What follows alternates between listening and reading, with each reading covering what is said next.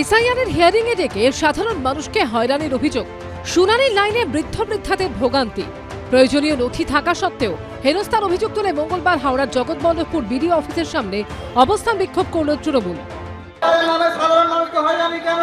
নির্বাচন কমিশন সাধারণ মানুষকে হয়রানি কেন? গণেশ কুমার মঙ্গলবার দুপুর 12টা থেকে বিডিও অফিসের সামনে বিক্ষোভ দেখায় তৃণমূল। এর ফলে বেশ কিছুক্ষণের জন্য বন্ধ হয়ে যায় এসআইআর এর হিয়ারিং। মানুষকে ব্লক অফিসে আসবে না, বিএলওদেরকে বাড়ি বাড়ি ঘুরে এই হিয়ারিং এর কাজ সম্পূর্ণ করতে হবে। একজন বৃদ্ধ মানুষ, একজন বয়স্ক মানুষ, তারা এই বিডিও অফিসে এসে হিয়ারিং করাতে পারবে না। প্রশাসনের তরফে বাড়ি বাড়ি গিয়ে শুনানির দাবি তুলেছে তৃণমূল। আমার ব্লকের প্রায় 17,000-এর ওপর মানুষকে ডাকা হচ্ছে হিয়ারিংয়ের জন্য। একদম অযৌক্তিক একটা বিষয়, যেখানে বহু বয়স্ক মানুষ, বৃদ্ধ মানুষ যারা নিজেরাই হাঁটাচলা করতে পারেন না, তাদেরকে আজকে বিডিও অফিসে এসে তাদেরকে প্রমাণ দিতে হবে তিনি ভারতীয় কিনা।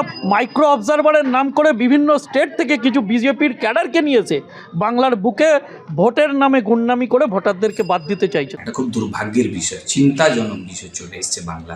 কি আমাদের বাংলা কোন দিকে এগোচ্ছে? কেন এসআইআর হবে না? আর যদি হচ্ছে আপনি তাকে লিগালি ব্যাটল করুন, কাউন্টার করুন। অনেক কোর্ট রয়েছে, দেশে আইনি ব্যবস্থা রয়েছে। এবার যেটা হয়েছে ওখানে যে গেট বন্ধ করে, যে সেখানে তো মানুষই হয়রান পরেশান হল। আধ ঘন্টা 1 ঘন্টা শুনানি হয়নি, হিয়ারিং হয়নি, তাহলে নিশ্চিতভাবে এটা তো মানুষের সাথেও তো আপনারা নন। তৃণমূলের বিক্ষোভের জেরে প্রায় আধ ঘন্টা বন্ধ ছিল শুনানি। পরে প্রশাসনের হস্তক্ষেপে অবস্থান বিক্ষোভ ওঠে, চালু হয় শুনানি। অন্যদিকে আবার বাঁকুড়ার জেলা শাসকের দফতরের সামনে বিক্ষোভ দেখালো বিজেপি।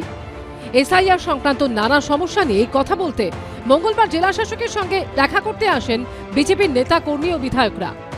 অভিযোগ, ব্যস্ত থাকার কারণ দেখিয়ে তাদের সঙ্গে দেখা করেননি জেলা শাসক। এতেই ক্ষুব্ধ হয়ে জেলা শাসকের চেম্বারের সামনে বসে পড়েন প্রাক্তন কেন্দ্রীয় শিক্ষা প্রতিমন্ত্রী সুভাষ সরকার, বাঁকুড়ার বিজেপি বিধায়ক নীলাদ্রি শেখর দানা, ছাতনার বিজেপি বিধায়ক সত্যরঞ্জন মুখোপাধ্যায়রা। এই যে স্পেশাল ইন্টেন্সিভ রিভিউ হচ্ছে, তো সেটা তো প্রপারলি হতে হবে। আর সেই বিষয়ে কথা বলতে এসেছি। উনি কথা বলবেন না, উনি জেলার 12টা অ্যাসেম্বলির সমস্ত বিষয়টা দেখছেন। উনি এখন ইলেকশন কমিশনের আধিকারিক, এটা ওনার মনে রাখা উচিত। কাজে ইলেকশন কমিশনের যে দায়িত্বটা ওনার উপর অর্পিত আছে, সেই দায়িত্বটা ওনাকে ঠিকভাবে পালন করতে হবে। জেনে রাখুন, আমাদের প্রাক্তন সাংসদ এবং বিধায়ক যারা যারা গেছিলেন এবং বিজেপির যে সমস্ত ছোট বড় মেজর নেতারা আছেন, সাধারণ মানুষ আপনাদিকে বাংলা থেকে বিতাড়িত করার জন্য প্রস্তুত হয়ে গেছে। 2026-এর নির্বাচনে বাঁকুড়া সহ আপনারা সারা পশ্চিমবাংলায় বিজেপি আজকে কোনো নাম ও নিশানে কিচ্ছু থাকবে না। কারণ এত মানুষের হয়রানি, এত মানুষের ভোগান্তি এসআইআরের নাম করে সাধারণ মানুষ এটা মেনে নিচ্ছে না।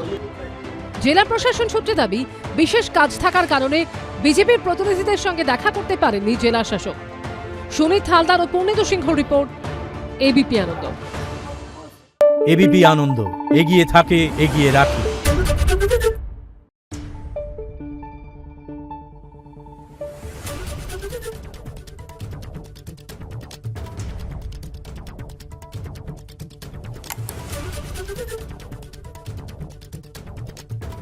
Thank you.